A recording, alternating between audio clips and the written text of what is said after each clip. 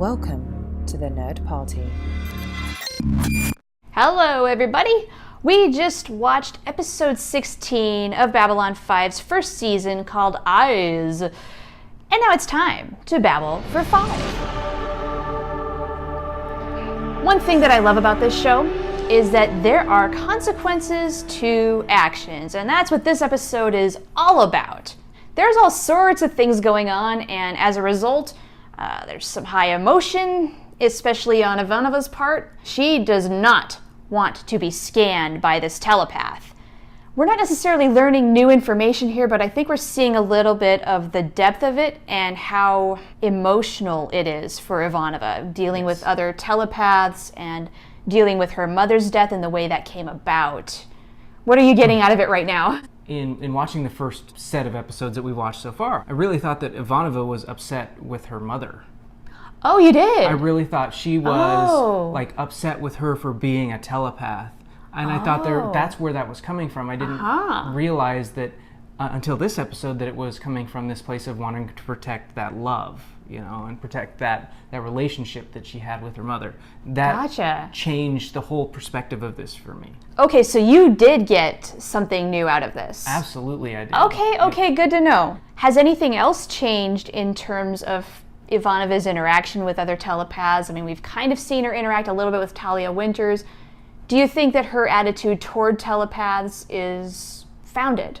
I don't know. I'm still trying to figure that out. I mean, she obviously very much loves her mother, but she very much hates, I think it's the manipulation of that gift, that ability. I think she hates the way that Psychor uses that. We've even seen already a little bit that the Psychor is not necessarily the greatest organization, and if you're a telepath, you don't have many choices. Let's switch a little bit over with the Ivanova and Garibaldi dynamic. Now, I asked you earlier in the series what you thought of these two and their relationship, and if I recall correctly, you said, oh, please don't make them get married or have a relationship or what have you. What are you seeing now? Right now, it seems more like a brother-sister kind of relationship. That is why I don't want them to get together, because ew. Right, no, you don't want brothers and sisters getting together. No, this brother-sister dynamic really is working. I think it's on great display in this episode. Yep. They've got each other's backs, and they know it, and we know it, and it's fun to watch these two kind of looking out for each other. Yeah, and when you're in a command team like that, that's what you would hope from the other people. Yeah, you need it. And so the fact that she's a woman and he's a man should mean nothing. Right? Yeah, can it really be that simple? I think it can be. Let's let it be that simple, please. Here is hoping. The B-plot is very 90s, shall I say? With a 1992 Kawasaki motorcycle, and Delenn gets the week off, and so Lanier is really bored and decides to learn how to read Japanese, research motorcycles, and build Garibaldis motorcycle. One thing that I caught onto this time that I might have not caught onto quite as much in other watches is Lanier's reaction as he's watching the video. A symbol of masculinity? Something Sexual about that, prowess. yeah, something about that really appeals to Lanier, and I don't know if I've picked up on that quite as much in the past, which is really interesting considering how little we know about him early on.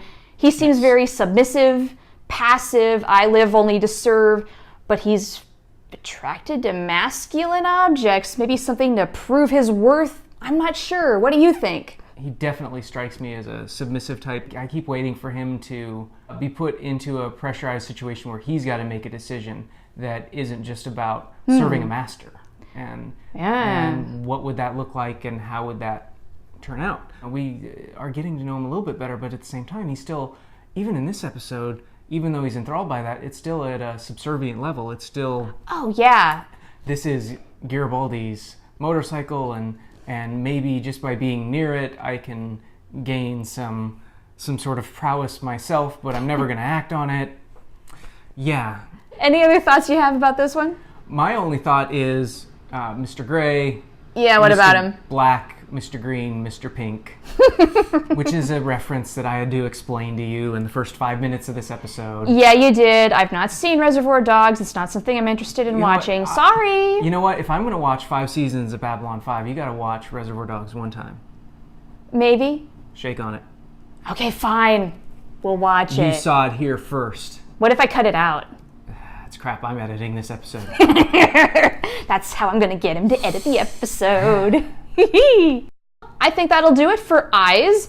Thank you everybody for watching. As always, please feel free to join us in the discussion, spoiler free up to this episode. Please, for the noobs, don't spoil anything for them. Appreciate it. And many thanks as always to the Nerd Party for hosting us and being our platform. We are honored and we hope you're doing right by you, being the first vidcast on the networks. Until next time, everybody,